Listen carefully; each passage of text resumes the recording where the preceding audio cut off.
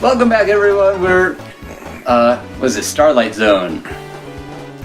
This doesn't have a mint theme at all. This is the only other level besides Green Hill that has loop-de-loops. Odd that. You kind of consider loop-de-loops to be like a Sonic thing, but it's, not in every level. Another one. Wow. They're being very generous with this. John, what is your favorite piece of Sonic media outside of video games? Probably the Saturday morning cartoon? Like, there's something about, the 90s was a pretty good renaissance for animated series of all sorts. Yeah. And I feel like every time they try to copy that, they get a little too super edgy about it. What? Oh. What? Oh. Okay, are you stuck? I am... No, okay. Wow.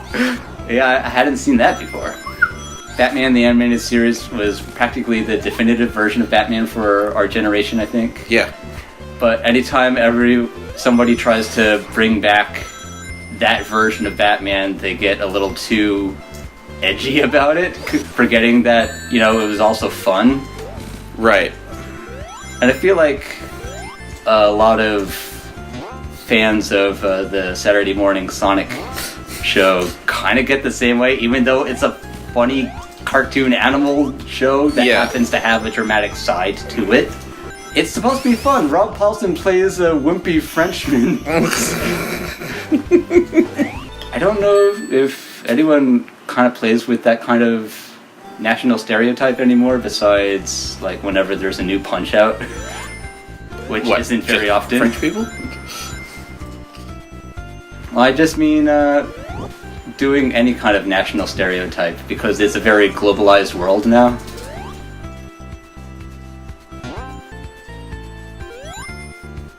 Silence.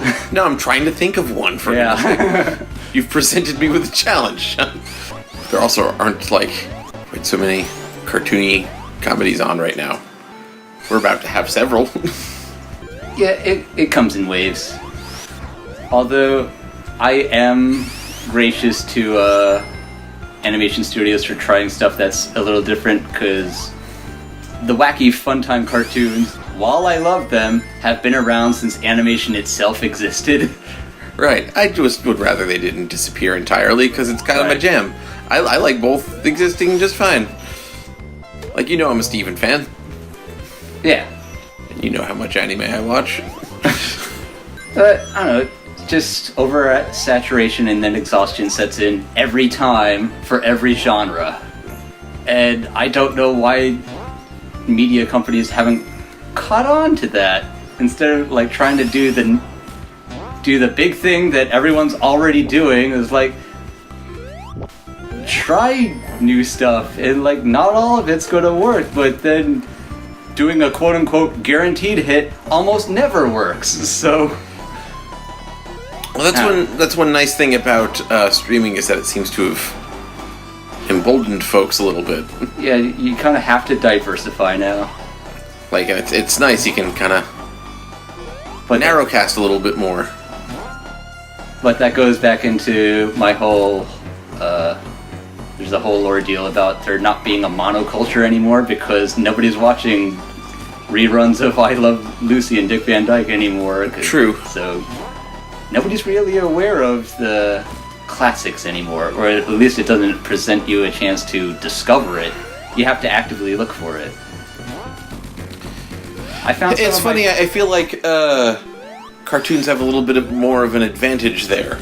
Like, if they do, unless they're CGI, they tend to be a little more timeless. Yeah, and I mean, like, it seems like because of streaming, they're looking for like big libraries of things. It's like all of this stuff is here. Boomerang, all of your Hanna-Barbera classics.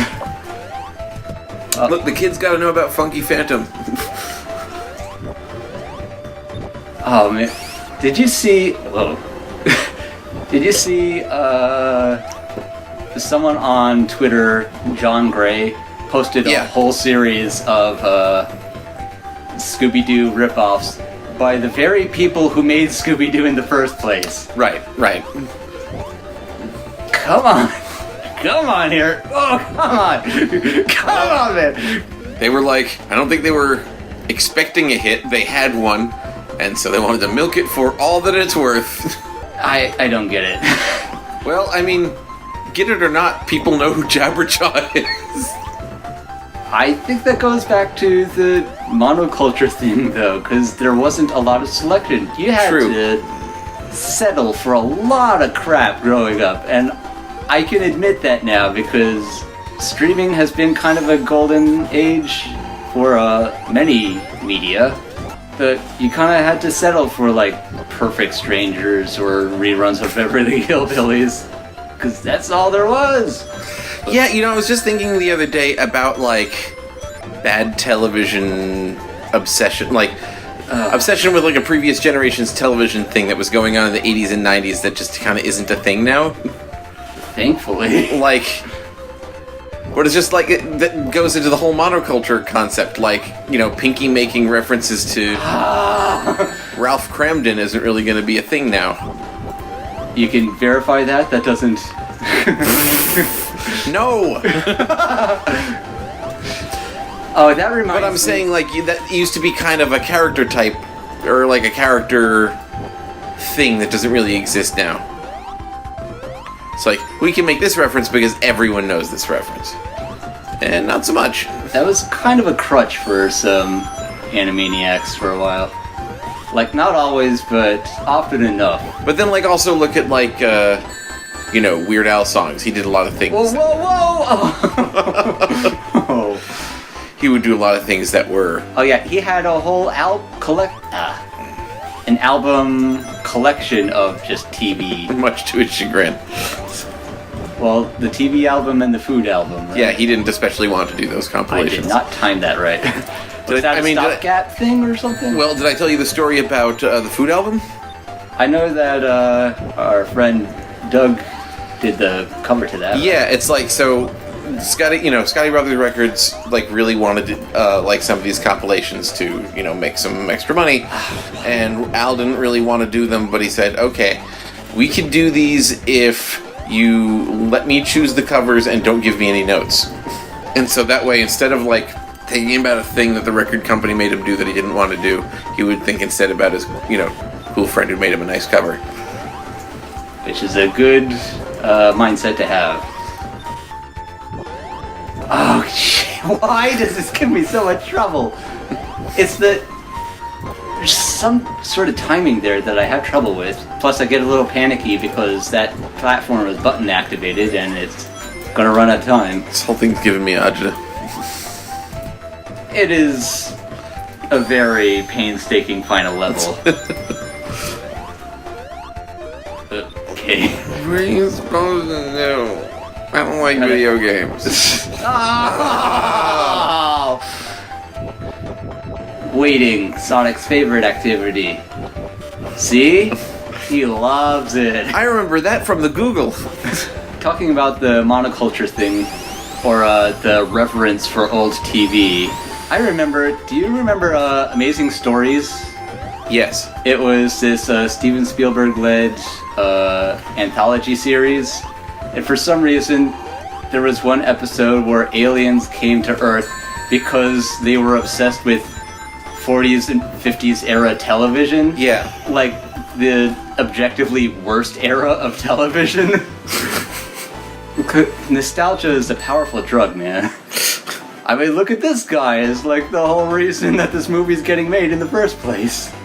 I mean, I guess so, but like, I mean, that is certainly why they should be concerned about what anybody over a certain age even thinks, but it's also a property that's never gone away.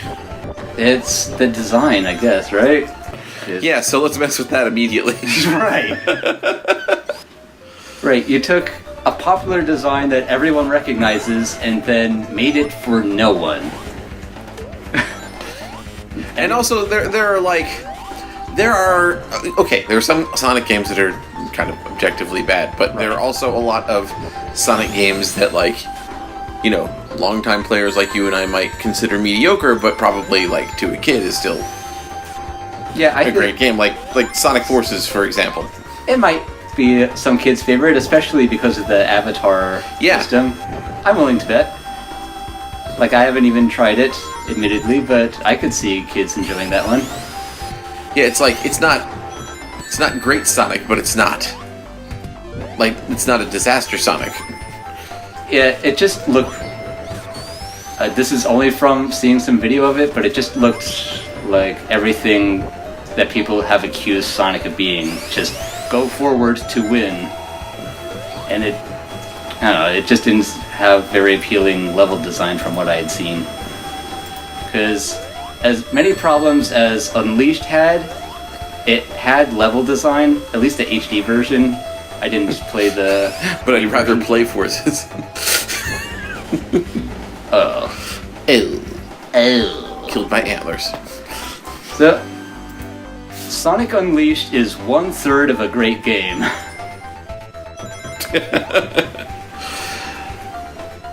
But like, yeah, it's kind of interesting though, because if you think about it, they sort of released 2 Sonic games back to back, for one of which a person like you and I are the target demographic, the other one is not. Yeah, one for the nostalgia and one for the current crop of children. Yeah. We're going to make so much barefoot art of their avatar. Oh. Is this going to be the session where you make me sad? That's not the worst direction I could have taken that. Yes. Well, you saw my tweet about the design of Sonic and how it really does seem like a design that appeals to a certain age. Suppose so. Like, it's a good in-between child and teenager kind of design. Yeah. I wonder if I could figure out how a way for us to play Sonic Rush on this show. I wonder. I'll see if I can figure that out, because that is my favorite Sonic. Yeah, that it kind of ended up being the prototype for the boost version that came to Unleashed in Generations. Like, it worked a little differently, but boosting was...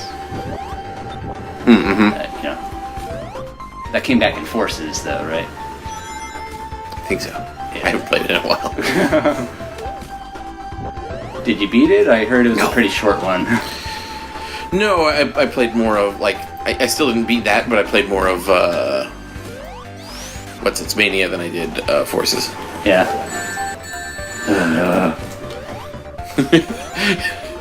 In this playthrough, John grumbles. Grumble Volcano is my least favorite Mario Kart track. Cool, I'm glad we have that covered now. Do you have a favorite Sonic ripoff?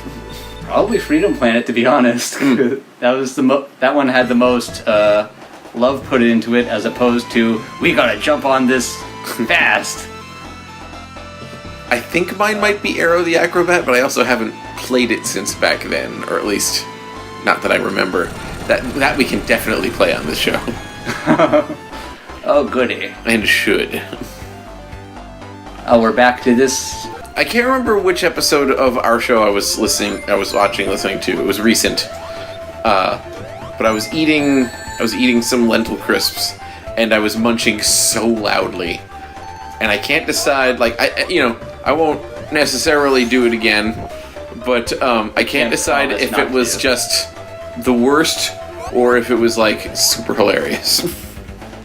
I guess if you rewatch that episode, you'll get to make that call. Sorry in advance,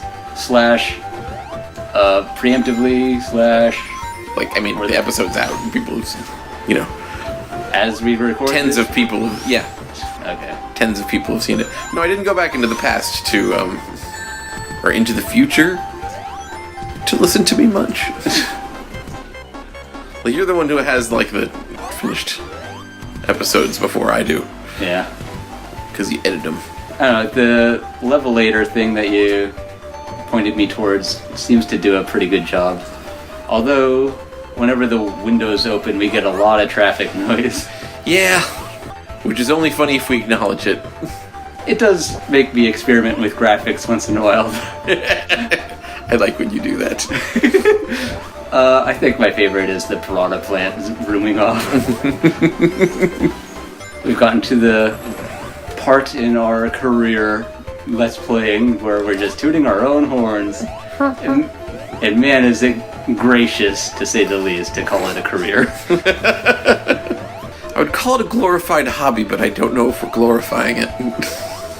I mean, we got 100+ subscribers, and that's more people that I know in reality, so... I'm going to check your Facebook account and see if that's true, John. God, are you serious? Are you serious? There it comes. Like, you were there in the correct spot for a very long time, I'd say. Hey, we should probably put an episode break here anyway. Well, we're at the final level. Okay, so let's put an episode break here and go back to the final level. Hi everyone, off camera, we totally got here. Without selecting a stage, even though I said that we could do that, but why would I do that this time? Wow, it just... Okay. Wow. Oh, did you ever see that Konami E3 video? What just happened there? I don't know. I don't know what it's supposed to look like. He just moonwalked in place instead of jumping. Oh, okay. I think I was looking at the flashy lights, John. I'll be sure to pay attention to it on the actual Let's Play. So, there's this Konami E3 thing. I forget who it was, but obviously English was his second language, and he was talking about how many enemies can show up on screen at once. Mm-hmm. It was like 10,000 enemies. And then he got no response. And it was like, wow. Wow, okay. And that's why Konami doesn't go to E3 anymore. When was this? Is like sometime in the mid-thousands or something? Yeah. Back when Konami made new stuff. Made games. Although they've been finally releasing some of their legacy stuff lately. Well, I hope that extends to Hudson properties soon. Oh yeah, that'd be nice. I mean, they did make a new Bomberman, so it's not forgotten. It's just, I want Adventure Island and Bonk to get some love. Did you see there's a new, Wonder Boy remake thing coming out? Or, I saw that there was a sequel to the remake. Yeah, I'm not referring to, because there's the one that's a remake of, the hand-drawn animated remake thing. Yeah. Not that. And then there is a sequel, One Monster Boy, which is a very good game that I have not played enough, and that's out. But now there's another one that is a just kind of okay-looking remake of the first game, that also got adapted into Adventure Island 1. Okay. Oh, you don't need to hit Robotnik at the end there. That's just something that they programmed in. And I think that was a cute touch to make it feel like, yeah, I'm gonna get him! So, the ending here, if you get all the Chaos Emeralds, is barely any different. He just holds them up and some extra foliage comes in, and that's the end.